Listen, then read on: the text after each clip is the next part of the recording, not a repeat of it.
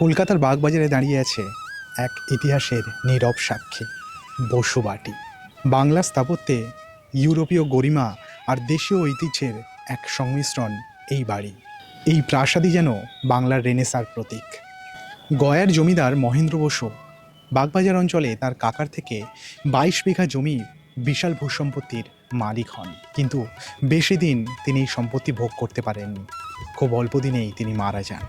এরপর তার দুই ভাই নন্দলাল বসু ও পশুপতি বসু 1878 সালে 22 বিঘা জমির উপর এই বাড়ির ভিত্তিপ্রস্তর স্থাপন করেন।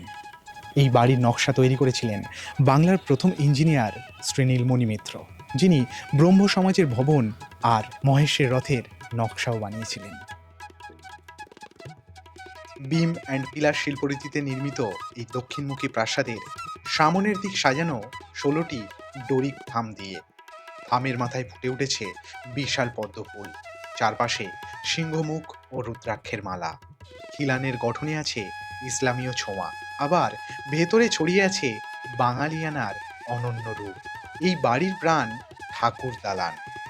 সাদা কালো মার্বেল পাথর, 10 অবতারের মূর্তি, শিব, ব্রহ্মা, মহেশ্বরের প্লাস্টার রিলিফ, সব মিলিয়ে এটি একটি অপূর্ব শিল্পগৃহ।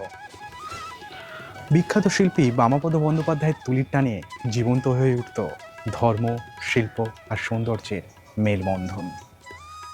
দোতলার নাচঘর আর ঝুলন্ত বারান্দায় মহিলাদের জন্য পৃথক বসার ব্যবস্থা সেই সময়ের সংস্কৃতি ও সামাজিক সৌন্দর্যের পরিচয় বহন করে।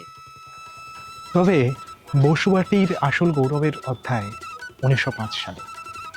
এই প্রাসাদ থেকেই শুরু হয়েছিল এক গৌরবময় ইতিহাসের নতুন অধ্যায়।